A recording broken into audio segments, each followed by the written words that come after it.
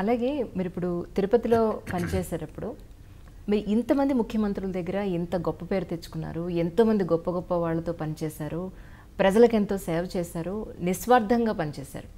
ఇటువంటి పరిస్థితుల్లో కూడా తిరుపతిలో మీరు ఒక డెసిషన్ తీసుకోవడానికి మీకు ఆ స్వతంత్రం లేకుండా కొంతమంది అడ్డుపడ్డారు. ప్రత్యేకంగా ఒక మనిషి దగ్గరికి వెళ్ళి మీరు పర్మిషన్ తీసుకోవాల్సిన పరిస్థితులు ఉన్నాయి, రమణాచారి గారిని ఇంత ఇబ్బంది పెడుతున్నారు అన్న విషయం కూడా వినడం జరిగింది. ఈ విషయంలో మరి మీరేమంటారు? మీరు చిన్నమ్మాయమ్మ, మీరు ఈ విషయాన్ని తెలుసుకొని మీరు నా ద్వారా సమాధానం కావాలని చెప్పని కోరడమే నా కళ్ళలో నీళ్లు తెప్పిస్తుంది ఇప్పుడు. ఎందుకంటే నాకు చాలా బాధ అనిపించింది ఆ మాట విన్న వెంటనే. చాలా బాధ అనిపించింది. వ్యవస్థలో చాలా అడ్డంకులు ఉంటాయి. ఎంత అడ్డంకులు కానీ ప్రతిబంధకాలు ఉంటే వాటిని తొలగించుకుంటూ ముందుకు సాగుతూ ఉంటేనే 10 ఏళ్ల తర్వాత కూడా ఇవాళ మీరు ఈ విషయం నాకు స్ఫురణకు తీసుకొస్తున్నారు అని చెప్పంటే, నా స్మరణకు తీసుకొస్తున్నారు అని చెప్పంటే, మీలాంటి వారి మనసులో కూడా ఇది నాటుకున్నది అని చెప్పంటే ఎంతమంది హృదయాల్లో ఈ రకమైనటువంటి భావం వచ్చిందో. ఒకటి మాత్రం నిజం, ఆ వెంకటరమణుడు చాలా గొప్పవాడు, అన్నీ ఆయన్నే తీరుస్తాడు.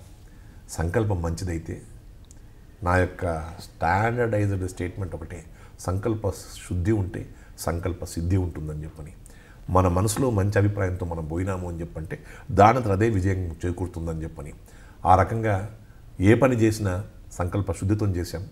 అడ్డంకులు వచ్చినట్టయితే కారు మబ్బులు వచ్చేసేసి తొలగిపోయినట్టుగా తొలగిపోయినాయి దూది పింజల్లాగా.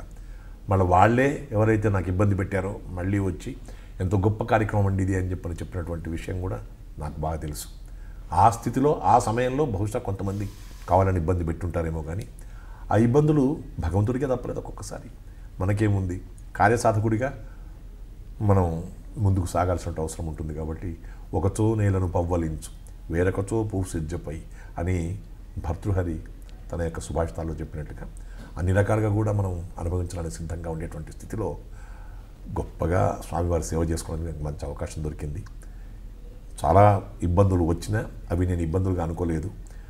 నేను అక్కడి నుంచి బయటకు వచ్చిన తర్వాత ఇబ్బందులు పెట్టిన వాళ్ళు ఎలాంటి ఇబ్బందులు పడుతున్నారో నేను చూస్తూ ఉన్నాను.